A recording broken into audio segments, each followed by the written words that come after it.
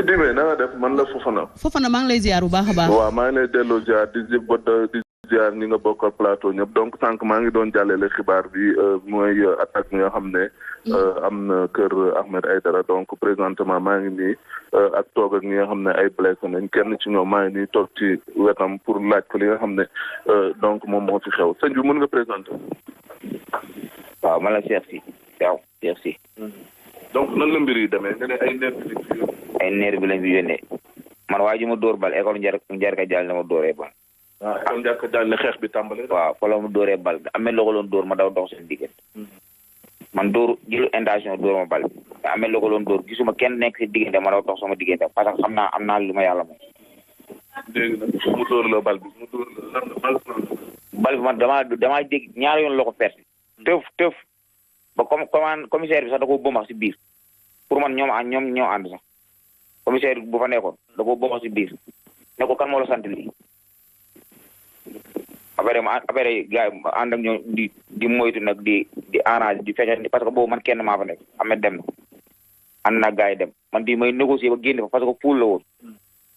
di négocier di arranger ba di moytu di def samay pexe di moytu ba mu génn foofu noonu la affaire bi demee. léegi di nga ko jógee ci nga dellu si waat affaire non damaa juba si fii ak keneen numéro damaa dox ndànk di moytu di dànk ba ñëw fii boo ñëwee fii laa fekk garde corps Alioune Sall nervi yi ñu ñëwaat attaqué kër Ahmed après si la ma yóbbu hôpital dara jàpp. léegi bu ñu leen attaqué jigéen ñi lañu fekk jigéen ñi ak man tamit jigéen naa renforcé mais dañoo bari bu ji damaa tëj bunti. d'accord donc Ndeye Dime dégg nga ko mu di li nga xam ne mooy coow li am ci diggante mun nañu wax ne mooy candidat yi parce que coow lu rëy la depuis Njarka Diagne dégg nga ni mu ko waxee ne foofu la yëf yi tàmbalee ñu xeexoo fa léegi ba ñu fa jógee donc ci nañ fi yónnee ay nervi yi ñëw song si kër Ahmed Aïdara donc jamono ji ñëw naa sax pour xool ñoom Ahmed waa nee na dañoo dem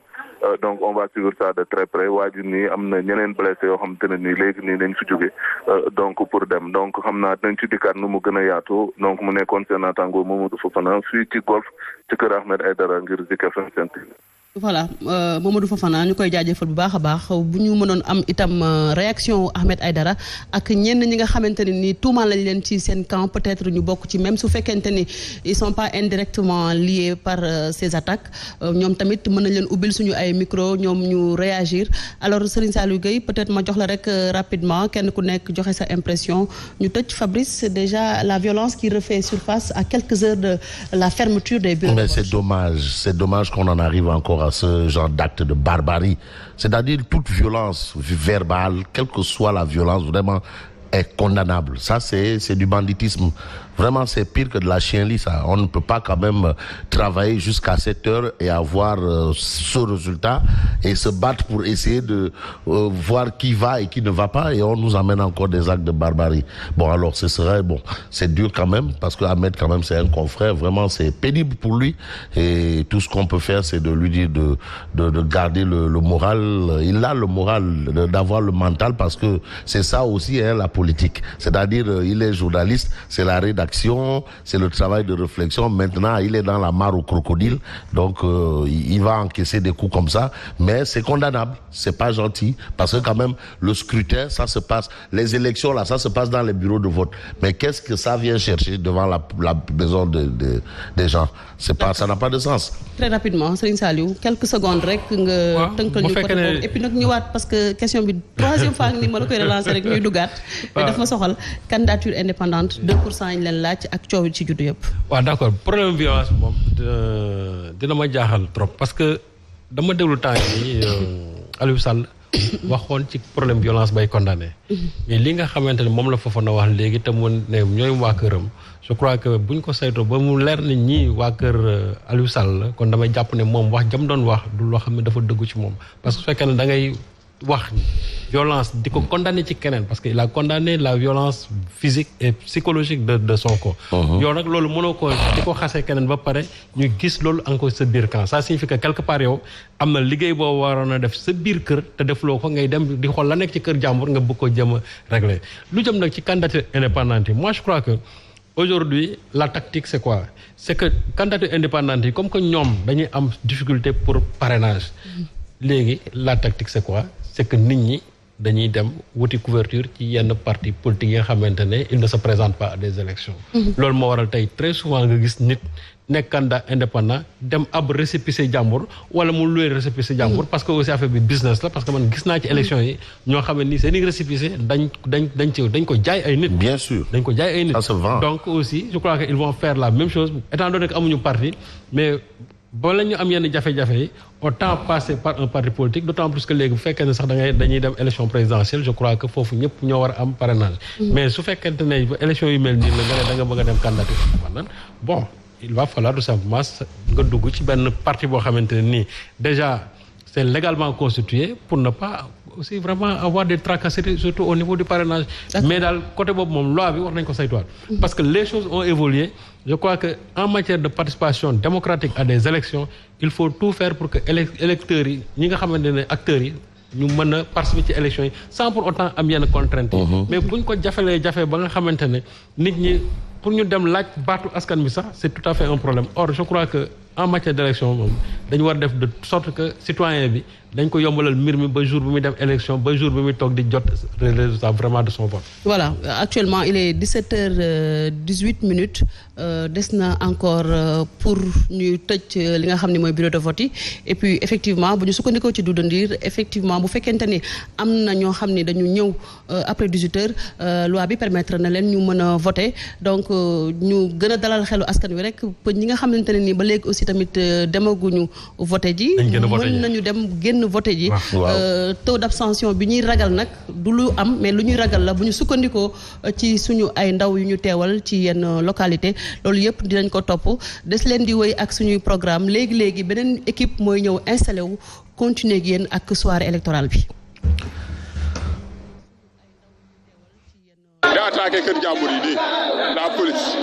Je voudrais saluer le déroulement enfin de des élections municipales et départementales après 2 ans de report et considérer que malgré les 2 ans de préparation, le processus de départ a été extrêmement poussif. Dans de nombreux centres,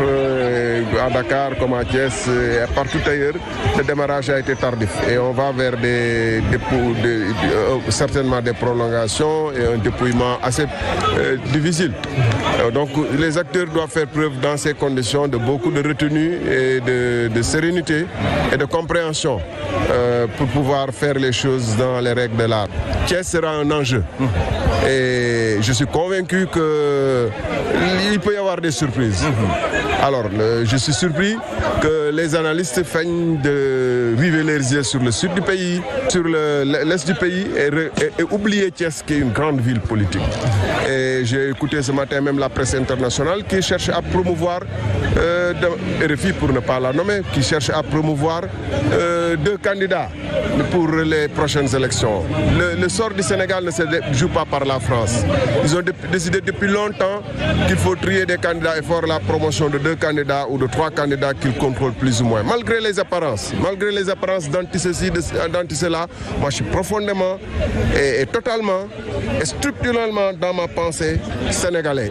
et progressiste et nationaliste. Sénégal yi génn nañu tey ci dimanche ji ñaar fukki fan ak ñett ci weeru janvier ngir mën a teel a wote ñu ngi ci l'école élémentaire Derklé 2 adversaire bu maire sortant Ababacar Sadikh Bèye voté na ànd ak délégation bu takku gannaaw bi mu nemmee ko ay mandataire am ci biir bureau de vote yi lii la ñu dénk. Campagne bi amul problème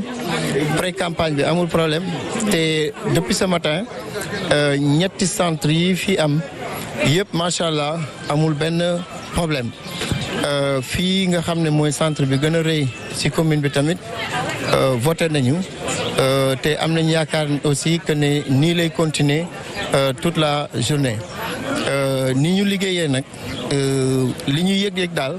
mooy que ne macha allah am nañ ci yaakaar bu baax a baax yàlla bu yaakaar tas surtout nag mot d'ordre bi ñu jox suñu militants yi mooy que ne nañu gumba tëx lu bu ñu leen saagawee dégguñu ko bu ñu leen defee coup d'épaule yéguñu ko bu ñu leen xoolee yenn xool yi tamit gisuñu ko parce que dañuy nekk ci yoonu ndam ku nekk ci yoonu ndam nag doo bëgg dara lu ko yàq. ñu ngi sant yàlla di julli si xam nga di ñaan di gërëm ñëpp di sant ñëpp parce que gis nañu tout le monde a répondu parce que tey boo xoolee si bureau de vote yi tey xam nga toute la population de Dieuppeul-Derklé ont répondu présent grâce au DG du port autonome de Dakar parce que ce qu'il a fait au niveau de la commune de Dieuppeul-Derklé xam nga ñëpp gis nañ si teg nañ seen bët quoi. buñ ci jugee yegg ba école Ibrahima Koïta mu di centre bu mag am 20 bureau ñett ci ay bureau dañ ko délocaliser ci CM Ousmane Sossi Diop muy bureau 15 16 ak 17 fii délégué de quartier bu Dieuppeul bañ fa fekk gannaaw ba mu voté ba noppi kaddu yi la rotal ci sunu micro. dëggee ñun ñëpp ñooy ànd nekk benn